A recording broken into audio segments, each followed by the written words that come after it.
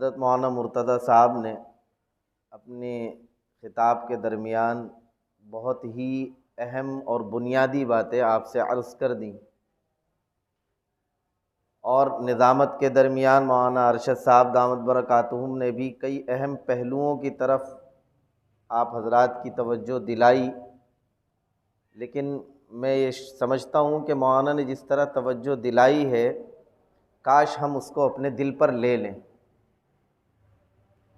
اس لیے کہ ہمارا مزاج یہ بن گیا ہے کہ ہم جب کسی مجلس میں ہوتے ہیں، باتیں سنتے ہیں، اور جب اٹھتے ہیں تو دوسرے کان سے ان تمام باتوں کو صاف کر کے نکال دیتے ہیں۔ بوجھ رکھنا ہمارے یہاں مناسب نہیں سمجھا جاتا، اس لیے یہ نیت کر کے اٹھیں کہ جس کان سے سنا ہے دوسرے کان سے ان باتوں کو نکالنا نہیں ہے، دل میں بٹھانا ہے، نیت کریں۔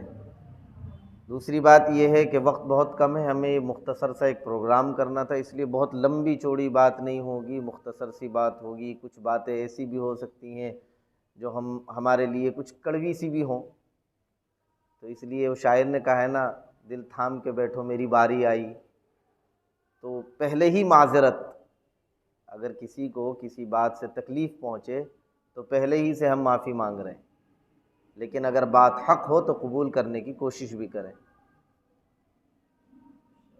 قرآن کریم کی جس آیت کو میں نے آپ حضرات کے سامنے پڑھا ہے، اس کا مفہوم و مطلب یہ ہے کہ ایمان والوں کو اللہ رب العزت نے توجہ دلائی ہے کہ خود بھی اللہ کے عذاب اور دوزخ کی جلا دینے والی اور بھسم کر دینے والی آگ سے بچو اور بچاؤ، اس کی کوشش کرو، اور اپنے ساتھ ساتھ اپنی اولاد کو بھی اس آگ سے اور اس عذاب سے بچانے کی فکر میں لگ جاؤ۔ جناب رسول اللہ صلی اللہ علیہ وسلم کی ایک حدیث ہے، حدیث پاک کا مفہوم یہ ہے کہ عقل مند انسان وہ ہے کہ جو موت سے پہلے موت کی تیاری کرے۔ ایک دوسری حدیث میں اللہ کے نبی علیہ الصلاۃ والسلام نے چند نصیحتیں فرمائی ہیں، ان نصیحتوں میں ایک نصیحت یہ بھی فرمائی ہے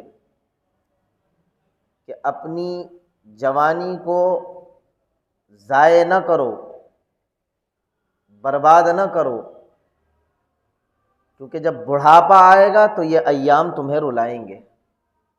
یہ اس حدیث پاک کا مفہوم ہے۔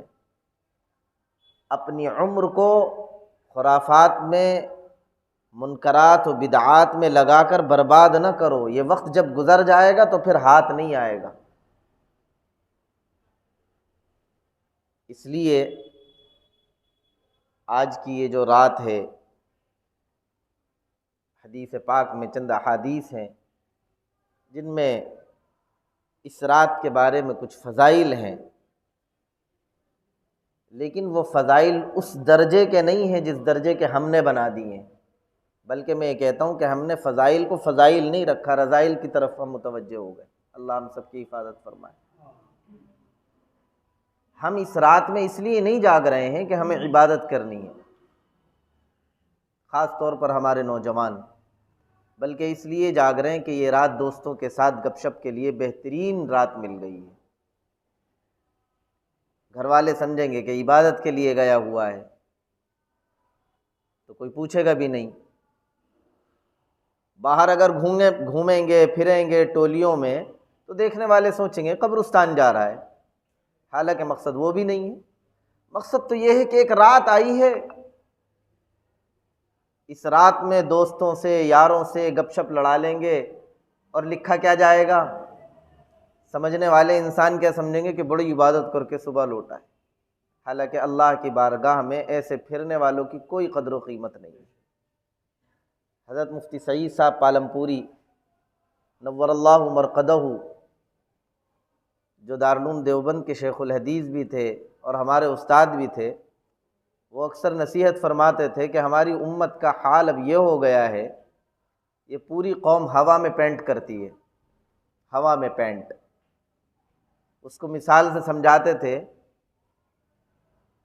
کہ انسان پینٹ کرتا ہے دیواروں پر، اور کیسے کرتا ہے؟ عمارت کے لیے دیواریں کھڑی کی جاتی ہیں، اس پر پلاسٹر ہوتا ہے، پلاسٹر ہونے کے بعد پٹی وٹی کھنچتی ہے، پھر پینٹ ہوتا ہے، تو وہ پینٹ ٹکتا ہے دیواروں پر۔ اگر دیوار ہی نہ ہو، دیوار ہی نہیں ہے یا دیوار ہے پلاسٹر نہیں ہے، تو پینٹ کا مزہ بھی نہیں ہے۔ ہمارے یہاں حال یہ ہو گیا ہے کہ فرائض جو بنیاد ہے اس کا تو ہمیں کوئی علم ہی نہیں ہے۔ فجر کی نماز کوئی نہیں پڑھتا، ظہر کی نماز ارے پڑھ لیں گے، عصر کی نماز کاروبار کی نظر ہو گئی، مغرب وہ نہیں پتہ، عشاء تو پھر یاروں دوستوں کے ساتھ۔ تو جو فرض ہے یعنی مین اسٹرکچر جو ہے عمارت کا وہ ہے ہی نہیں۔ پھر اس کے بعد پلاسٹر، واجبات، تو جس نے فرض نہ پڑھا وہ واجب کیا پڑھے گا؟ واجب بھی نہیں ہے۔ ہاں شبرات آ گئی ہے، اب نفلیں ٹھوکیں گے، ہوا میں پینٹ کریں گے۔ ابے جس کے پاس فرض نہیں ہے، واجب نہیں ہے، وہ نفل پڑھ کے کیا کرے گا؟ اللہ پہ احسان کرے گا۔ تو ہوا میں پینٹ کر رہے ہیں نا ہم لوگ، سمجھ میں آ رہی نا بات؟ تو آج کی رات بھی بڑے عبادت گزار بندے ایسے ہوں گے جو گپ شپ لڑائیں گے مسجدوں میں بیٹھ کر، چند ایک رکعت کی بھی دیکھا دیکھی توفیق ہو جائے گی، لیکن جیسے ہی فجر کا وقت شروع ہوگا وہ گھر میں جا کر بستر پہ آرام کریں گے۔ وہ گھر والے بھی کہیں گے بھئی تکلیف نہ دو، بڑی عبادت کر کے آئے ہیں، ہے نا، بڑی عبادت۔ تو یہ رات ان سب چیزوں کے لیے نہیں ہے، یہ رات اس لیے ہے کہ اگر آپ چاہتے ہیں چند رکعات پڑھ لیں، پڑھ لیجئے، ورنہ عشاء کی نماز باجماعت پڑھیے، گھر جائیے آرام کیجئے، فجر آرام سے صبح اٹھ کے فجر پڑھیے، اس کے علاوہ کچھ بھی نہیں ہے۔ قبرستان میں جائیں گے تبھی مغفرت ہوگی ابا اماں کی، گھر سے بیٹھ کر بخشیں گے تو اللہ میاں کیوں سنیں گے؟ نعوذ باللہ، اللہ میاں کی تو پہنچ صرف قبرستان تک ہی ہے، اس لیے ٹولیوں کی ٹولی قبرستان پہنچتی ہے، کیونکہ اماں ابا پوچھیں گے بڑا بے غیرت ہو گیا ہمارا، مرنے کے بعد پہلی ہی شب رات آئی تھی، ایک موم بتی بھی نہ جلا سکا، کتنے اندھیرے میں رات گزری۔ ہماری موم بتیاں ابا اماں کی قبروں میں LED کا کام کریں گی نا، تو اگر موم بتی نہیں جلائی تو صبح ہو سکتا ہے ابا خواب میں آ جائیں، نالائق پوری رات تو نے گزار دی، وہ دن یاد نہیں جب تمہیں ہم گود میں کھلایا کرتے تھے۔ اور کچھ تو اس سے بھی آگے بڑھ کر پھول شول، میں آیا ابھی یہاں دیکھا پھول کی دکان بھی لگی ہوئی ہے، عارضی چادر و وادریں بھی رکھی ہوئی ہیں، موم بتیاں بھی رکھی ہیں، فلاں چیزیں رکھی ہوئی ہیں۔ ان سب خرافات سے اسلام کا کیا تعلق ہے؟ قبر میں روشنی کا ہونا یا نہ ہونا، آرام کا ہونا یا نہ ہونا، یہ صرف اللہ کے فیصلوں پر ہے۔ میرے موم بتی جلا دینے سے قبر میں اجالا نہیں ہوگا، چادر چڑھا دینے سے سردی کم نہیں ہو جائے گی مردے کی، اگر لگ رہی تو لگے گی اسے۔ میرے خوشبو ڈال دینے سے قبر والے کو خوشبو محسوس نہیں ہوگی۔ اللہ چاہے گا آسانی ڈالے گا اس کے اعمال کی بدولت، اور اللہ چاہیں گے تو عذاب دیں گے، یہ صرف اللہ کا کر رہا ہے۔ اس لیے یہ خرافاتیں سوائے بدعت کے اور کچھ نہیں ہیں۔ بہتر یہ ہے کہ آپ اپنے گھروں پر عبادت کریں، اور نفل عبادت کا ثواب بھی گھروں پر ہی ہے، مسجدوں میں نہیں ہے۔ اللہ کے نبی علیہ الصلاۃ والسلام کی اور صحابہ کی زندگی اور سیرت کو پڑھیں تو ہمیں معلوم ہوگا کہ جناب رسول اللہ صلی اللہ علیہ وسلم فرائض و واجبات کے بعد نفلی عبادت گھر میں کیا کرتے تھے، اور اس کے دو فائدے ہیں، دو بڑے فائدے ہیں۔ ایک فائدہ تو یہ ہے کہ جب انسان اپنے گھر میں جا کر نماز روزے کی پابندی کرے گا، نوافل پڑھے گا، قرآن کی تلاوت کرے گا، تو گھر والوں پر بھی اس کا اثر پڑے گا۔ اور دوسرا فائدہ کیا ہے؟ دوسرا فائدہ یہ ہے کہ اگر انسان عبادت گھر میں کر رہا ہے، نماز پڑھ رہا ہے، قرآن کی تلاوت کر رہا ہے، تو گھر کے دیگر افراد جب یہ دیکھیں گے کہ میرا باپ نماز پڑھ رہا ہے، اس نے سجدہ اس انداز پر کیا ہے، میں ایسے کرتا ہوں، اس نے نیت ایسے باندھی ہے، میں ایسے باندھتا ہوں، اس نے فلاں رکن کو ایسے ادا کیا ہے، میں ایسے ادا کر رہا ہوں، تو گھر والوں کی اصلاح بھی ہوگی۔ اس لیے افضل یہ ہے کہ نفل عبادت گھروں پر کی جائے۔ یہ میں تقریر نہیں کر رہا، سمجھا رہا ہوں، تقریر کا مقصد بھی نہیں ہے، تقریریں لچھے دار ہو جائیں گی، تقریر ہو گئی چلے گئے، نہ سننے والے کو پتہ نہ کرنے والے کو پتہ، ٹھیک ہے ہو گئی تقریر۔ تقریر مقصود نہیں ہے، مقصود یہ ہے کہ ہم وہ اعمال کریں کہ جو جناب رسول اللہ صلی اللہ علیہ وسلم نے ہمیں بتلائے ہیں، ہم وہ کرتے ہیں کہ جو رسول اللہ صلی اللہ علیہ وسلم سے تو کیا ادنا سے ایمان والے سے بھی اس کا کوئی ثبوت نہیں مل سکتا۔ بلکہ میں آگے بڑھ کر یہ کہتا ہوں کہ بعض اعمال تو ہم آج کی رات میں وہ کرتے ہیں کہ جس سے دیگر مذہب کے لوگ یہ سمجھتے ہیں کہ اگر یہ اسلام ہے تو ہمیں اسلام نہیں قبول کرنا۔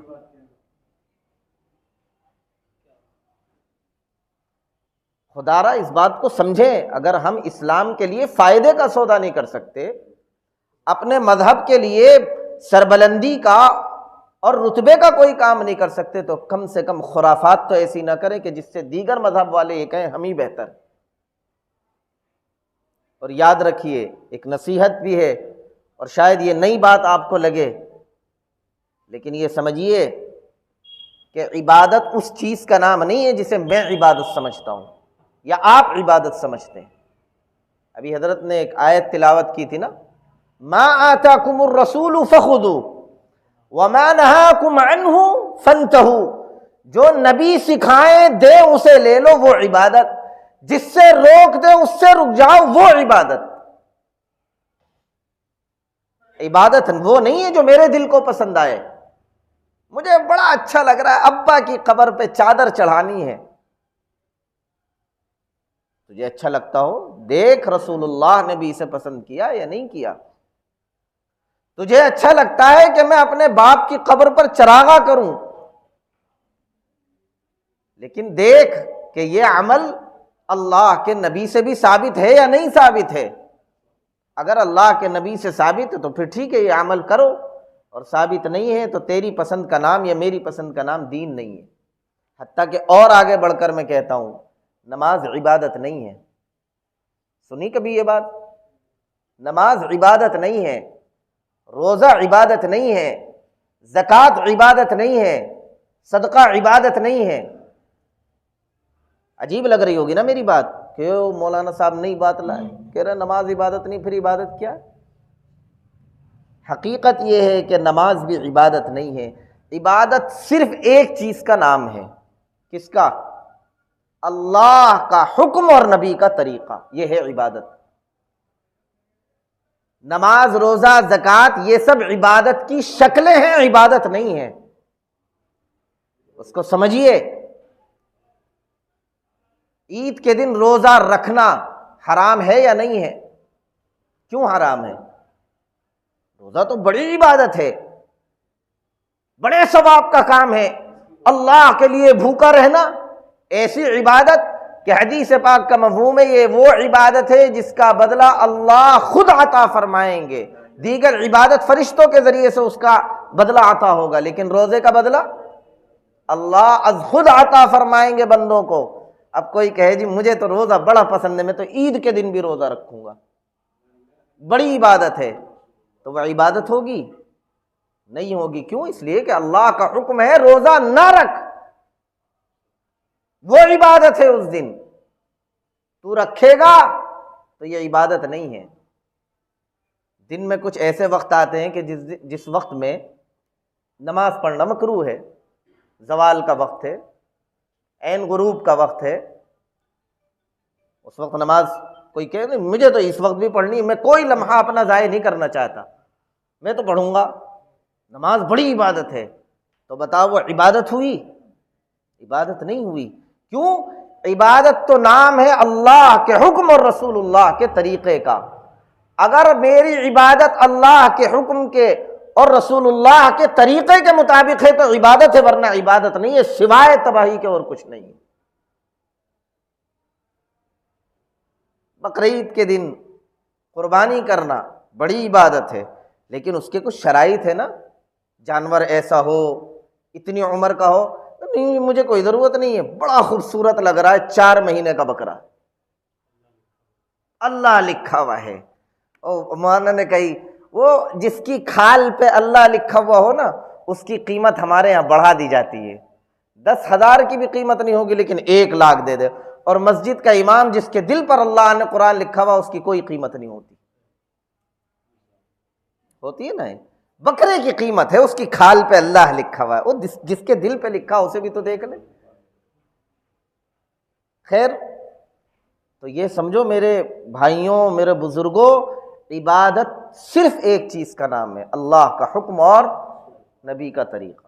آج ہم جو کچھ کرتے ہیں اس کو دیکھ لیں کہ یہ اللہ کا حکم تھا یا نہیں، نبی کا طریقہ ہے یا نہیں، صحابہ کا طریقہ ہے یا نہیں۔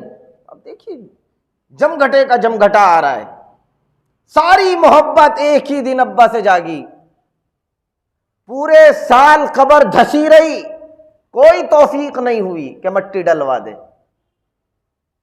پورے سال ایک آیت اپنے باپ کے لیے پڑھ کر نہ بخش سکا، لیکن قوم کو اور اپنے پڑوسیوں کو دکھانے کے لیے چادر لٹکائے ہوئے آ رہے ہیں، چادر چڑھاؤں گا ابا پہ۔ تیری چادر سے کوئی فائدہ نہیں ہونے والا۔ یہ ساری خرافاتیں ہیں، ہم اسے عبادت سمجھ رہے ہیں۔ اور تو اور آگے بڑھ کر اللہ نے حکم دیا خود بھی گناہوں کے کاموں سے روکو اپنے آپ کو اور اپنی اولادوں کو بھی۔ دیکھو آج دیکھ رہا ہوں بوڑھے ہو رہے ہیں، کمر ٹیڑھی ہوئی جا رہی ہے، پوتوں کی انگلیاں پکڑ کے لا رہے ہیں، چل بیٹا تجھے قبرستان جانے کا راستہ بتاؤں، عبادت سکھاؤں۔ کون سی عبادت سکھا رہے ہو آپ؟ خود بھی گناہ کے راستے پر ہو، اپنی نسلوں کو گناہ کے راستے پر ڈال۔ کیا بہتر ہوتا کہ آپ اپنے، اگر کرنی بھی ہے عبادت، آج کے دن عجیب معاملہ ہے، میں تو پوچھتا ہوں، کوئی قطب الدین بختیار کاکی رحمۃ اللہ علیہ کے مزار پہ جا رہا ہے گاڑی نکال کے، کوئی حضرت خواجہ نظام الدین اولیاء رحمۃ اللہ علیہ کے مزار پر جا رہا ہے کہ رات وہاں گزاروں گا، کوئی فلاں پیر کے یہاں، کوئی فلاں پیر کے یہاں، کوئی کسی، سب پہنچے ہو کیوں جا رہے ہو؟ اجی آج کی رات وہاں گزاروں گا۔ آج کی رات وہاں کیوں گزارے؟ وہاں اللہ میاں کی زیادہ رحمتیں نازل ہو رہی ہیں، تو پھر ہم بھی چلیں وہاں۔ بھائی کچھ خاص آئٹم وغیرہ کا انتظام ہے کیا وہاں؟ معلوم ہوا کہ جی قورمہ بہت اچھا آتا ہے وہاں، مذاق نہیں کر رہا میں، کہنے والے نے کہا ہے کہ مولانا ایک بار چلو، قورمہ اور بریانی ایسی بن کے آتی ہو، خدا کے دشمن، قورمہ اور بریانی کھانے کے لیے تم جا رہے ہو، اس کے علاوہ تمہارا مقصد نہیں ہے۔ اور حیرت یہ ہے، آپ اخبارات پڑھ کر دیکھ لیجئے گا، حیرت اور استعجاب اور افسوس، کل کے اخبار میں لکھا ہوگا کہ شب برات کی عبادت اس طرح کا گزاری۔ کو کون سی عبادت ہے بھائی؟ یہ کون سا تہوار ہے؟ لکھا ہوتا ہے نا، آج کے اخبار میں بھی ہیڈنگ لگی ہوئی تھی، ایک ساتھ 2 تہوار آ رہے ہیں، ہولی اور شب برات، لہذا احتیاط سے گزاریں۔ اسلام میں کوئی تہوار ویوار نہیں ہے، آج کے دن 2 ہی عیدیں ہیں، اس کے علاوہ تو نہیں ہے۔ یعنی ہم لوگوں نے اسے ایک تہوار ہی بنا دیا ہے، دین کا جز بنا کے رکھ دیا ہے اس کو، کہ آج کی رات اس طرح کی خرافات کرنا گویا کہ اسلامی عبادت۔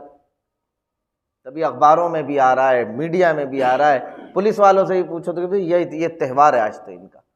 عجیب حالات ہو گئے۔ یہ سب کس وجہ سے؟ وہ مولانا جو کہہ رہے تھے نا، مولانا مرتضیٰ صاحب، لا علمی اور جہالت کی وجہ سے۔ جب ہم خود نہیں دین سیکھیں گے، کوشش نہیں کریں گے، اپنی نسلوں کو علم دین نہیں دیں گے، تو یہ جہالت بڑھتی جائے گی، خرافات بڑھتی جائے گی، یہ ختم نہیں ہوگی۔ اس کا ایک ہی علاج ہے، اور وہ کیا ہے؟ خود بھی علم دین حاصل کرو اور اپنی اولاد کو بھی علم دین حاصل کرو۔ اور حضرت مولانا کہہ رہے تھے کہ اللہ رب العزت نے اور نبی پاک علیہ الصلاۃ والسلام نے علم میں تقسیم نہیں کی۔ اگر کوئی آدمی انگریزی علوم پڑھے اس نیت سے کہ میں اللہ کے دین کی خدمت کروں گا، تو یہ بڑے ثواب کا کام ہے۔ میں اس سے بھی آگے بڑھ کر کہتا ہوں کہ اگر کسی نے قرآن کا علم حاصل کیا اور مقصد یہ تھا کہ دنیا کماؤں گا، تو اس سے زیادہ ذلیل اس دنیا میں کوئی نہیں۔ تو اس لیے علم دین حاصل کرو اس نیت کے ساتھ کہ اللہ رب العزت میری رہنمائی علم کی روشنی میں کرتا رہے، اور اپنی نسلوں کو بھی علم دین سے آراستہ کرو، کوشش کرو۔ اور اس کے صرف آج کے دور میں دو راستے ہیں۔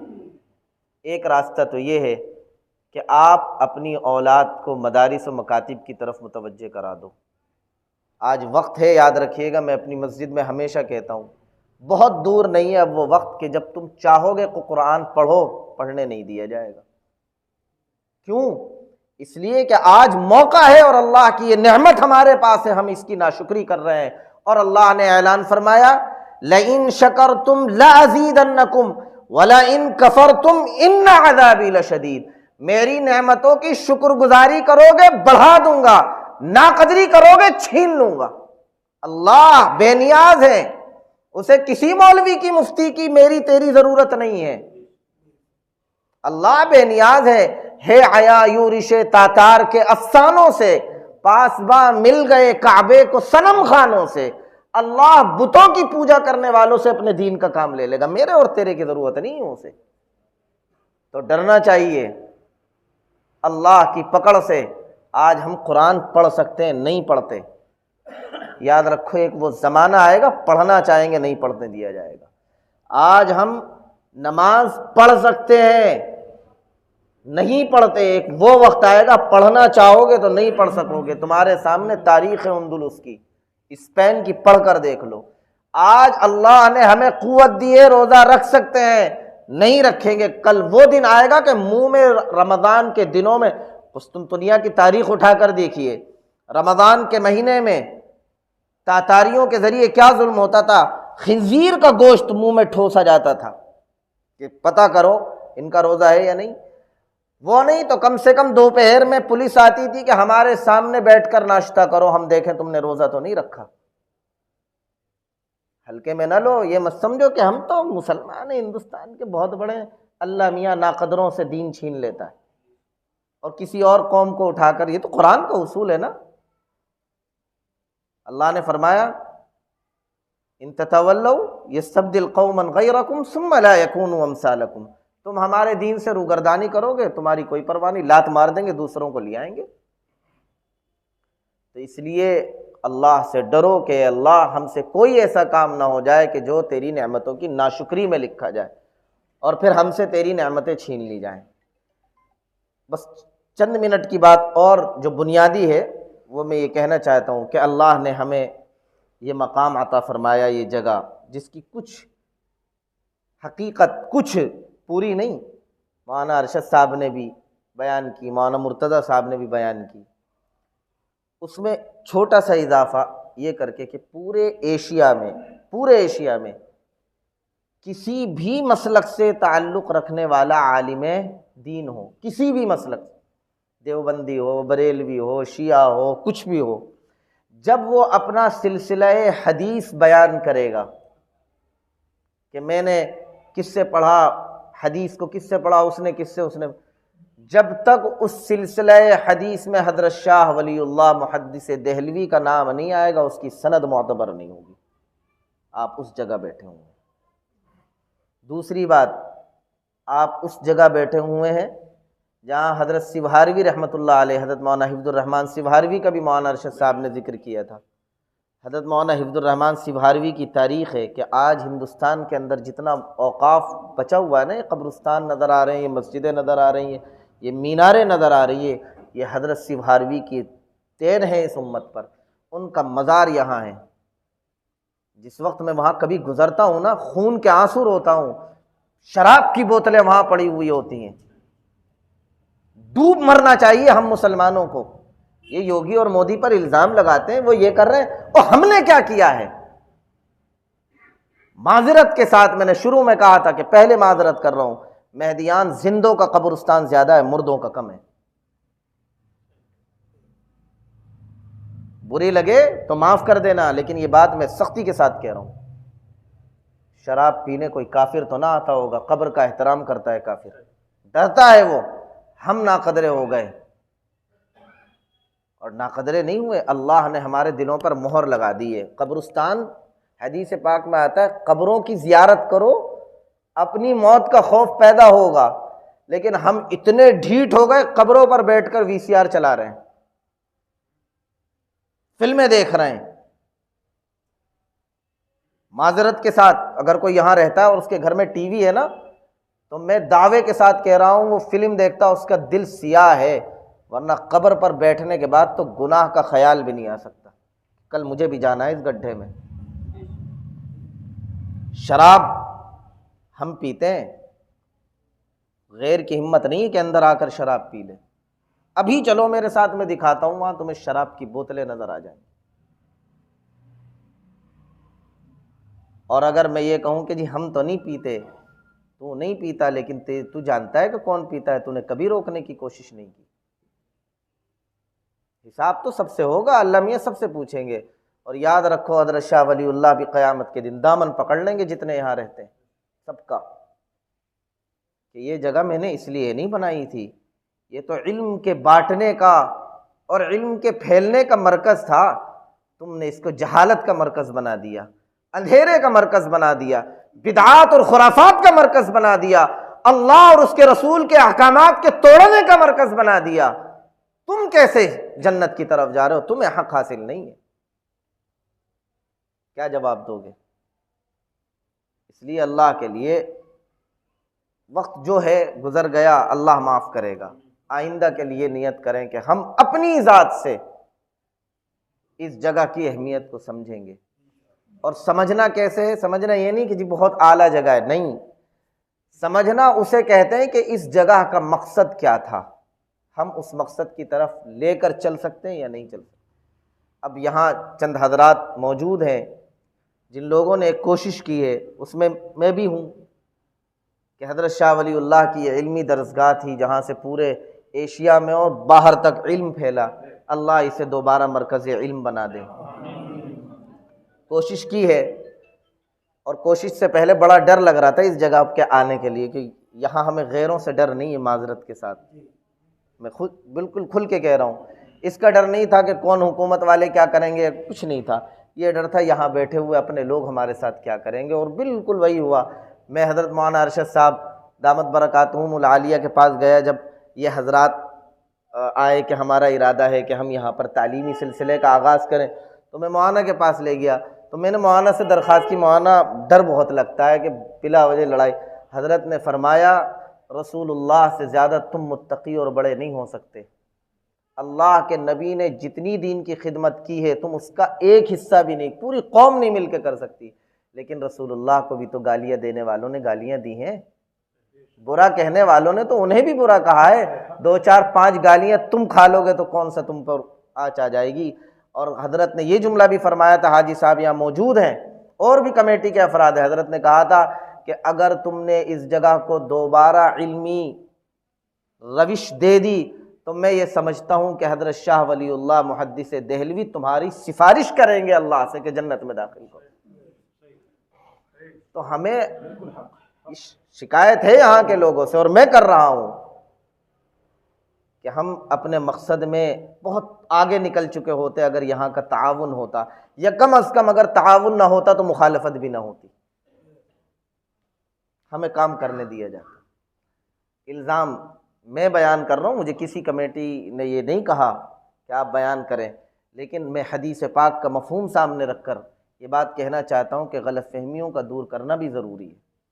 بعض لوگوں کے ذریعے سے یہ غلط فہمی پھیلائی گئی کہ ہم یہاں پر نعوذ باللہ چندہ اکٹھا کر رہے ہیں، پیسہ، اتنا بڑا مجمع ہے یہ، 150 آدمی تو ہیں، سب کو کھلا چیلنج ہے، ایک آدمی دکھا دو جو یہ کہہ دے مجھ سے پیسے لیے۔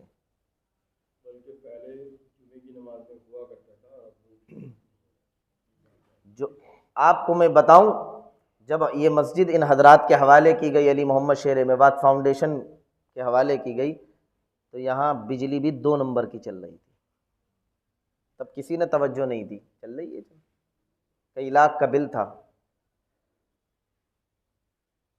اسے چل رہی ہے، چلنے دیں، ان حضرات کی محنتوں سے وہ اللہ نے ختم۔ اس وقت ایک بیچارے اللہ والے ہیں جن کے گھر سے یہ لائٹ جل رہی ہے، ان کے میٹر سے، کوششیں ہیں، دعا کرے اللہ مسجد کا میٹر الگ کرا دے۔ معاون نہیں بن سکتے ہو، مخالف بھی مت بنو اللہ کے لیے، ڈرو۔ الزام لگانے سے پہلے اس بات کے لیے بھی مولانا کہہ رہے تھے نا کہ جس نے جھوٹ بولنے سے اپنے آپ کو روک لیا اس کے لیے جنت میں محل بنایا جائے گا۔ ہم کہتے ہیں جھوٹ مت بولو، کم از کم الزام لگاؤ تو ایسا الزام لگاؤ نا جس کی کوئی زمین بھی ہو۔ آپ کو معلوم ہے یہاں بیچ میں وضو خانہ ہوا کرتا تھا نا، آپ علماء سے فتویٰ لے کر آئیے کہ اس وضو خانے کے ہوتے ہوئے دائیں جانب جتنے لوگ کھڑے ہوتے تھے ان کی نماز ہوتی تھی یا نہیں؟ علماء بیٹھے ہیں، 2-3 صف کا اگر فاصلہ ہو جائے تو مولانا جماعت ہو پائے گی؟ اس چیز کو کبھی کسی نے نوٹس کیا تھا؟ آ رہے ہیں پڑھ کے جا رہے ہیں، ان حضرات نے تو کسی سے چندہ نہیں کیا، اپنی جیب سے لگا رہے ہیں، یا کچھ لوگ خود دے دیتے ہیں، وہ بھی ان کے اپنے، چندہ نہیں، ان کے گھر سے، ان کے رشتہ داروں سے۔ میں کہتا ہوں میں اس کمیٹی کا ایک ممبر ہوں، مجھے شرم آتی ہے یہ سوچتے ہوئے کہ میں کچھ نہیں کر پاتا۔ میں خود کہہ رہا ہوں مسجد میں اللہ کے گھر میں بیٹھے، کاش میری بھی اوقات ہوتی، تو جو میں تعاون کر سکتا ہوں وہ میں کر دیتا ہوں۔ تو اس لیے میری آپ حضرات سے درخواست ہے، خدا را یہاں ہم مکتب قائم کرنا چاہتے ہیں، ہمیں آپ سے پیسہ نہیں چاہیے، ہمیں پیسہ نہیں، اپنے بچوں کو تو دے سکتے ہو نا ہمیں، آپ اپنے بچوں کو دو۔ ایسا نظام جن لوگوں نے، مولانا مرتضیٰ صاحب ہے، میرے خیال میں سال بھر کووڈ سے پہلے ہم نے چلایا تھا، انگلش، ہندی، حساب کتاب سارا نظام اس لیے بنایا تھا کہ بچہ جب حافظ ہونا تو اس کے پاس دونوں راہیں ہوں، حفظ کرنے کے بعد عالم مفتی بننا چاہے تو وہ اس لائن میں چلا جائے۔ اتنی انگریزی، ہندی، حساب کتاب آئے کہ اگر اس کا ڈاکٹر، انجینئر بننے کا ارادہ ہے تو ادھر چلا جائے، لیکن ہمیں کام نہیں کرنے دیا گیا، اور آج بھی نہیں کرنے دیا جا رہا، آج بھی کام نہیں کرنے دیا جا رہا۔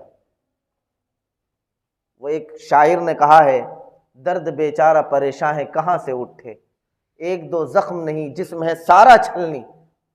ہمارا حال وہی ہے، ہم اپنے زخم نہیں دکھا سکتے، ہم کب تک اپنی صفائیاں پیش کرتے رہیں گے؟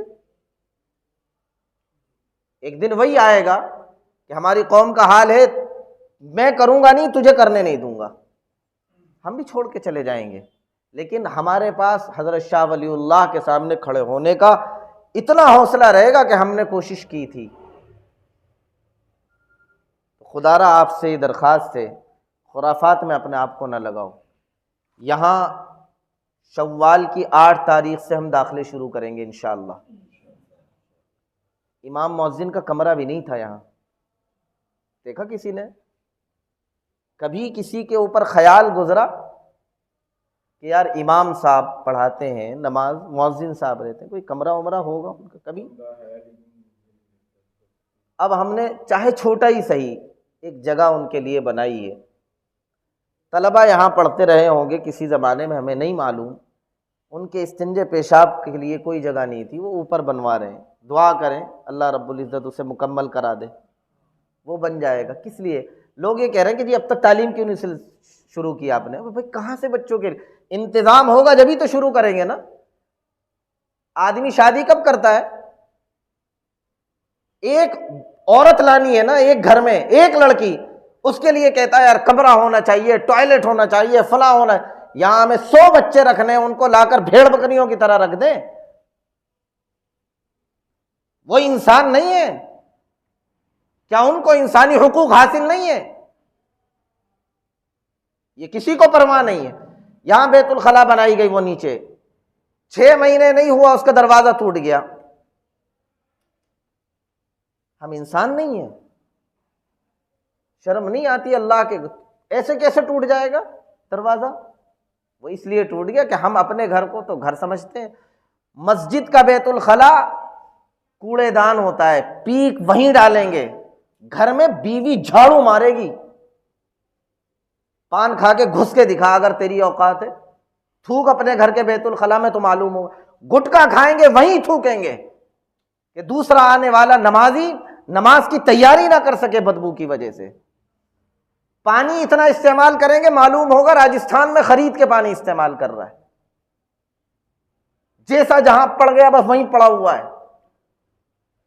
جس اسلام کی ہر عبادت کی بنیاد پاکی اور صفائی سے تھی، وہ سب سے زیادہ گندے ہو رہے ہیں۔ اب کیا کریں؟ تالا ڈالیں تو لوگ آئیں گے، جی پریشانی ہوتی ہے بہت سارے لوگوں کو، نہ ڈالیں تو ہمیں پریشانی ہوتی ہے۔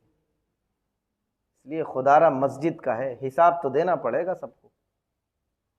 جو بیٹھے ہوئے دیکھ رہے ہوتے ہیں نا، ایسا تھوڑی ہے کہ یوں ٹوٹ جائے گا دروازہ، زور سے جان بوجھ کے کیا گیا ہوگا۔ تو اس لیے خدا کے لیے اللہ کے بندے بنو، تعاون نہیں کر سکتے تو خلل اندازی بھی پیدا نہ کرو۔ اور داخلے فارم وغیرہ جلدی نکل جائیں گے، 2-4-5 دن کے بعد آپ حضرات سے درخواست ہے، امام صاحب سے، مؤذن صاحب سے مل کر داخلہ فارم حاصل کریں، مولانا مرتضیٰ صاحب ہے، ان سے رابطہ رکھیں، اپنے بچوں کو لے کر آئیں۔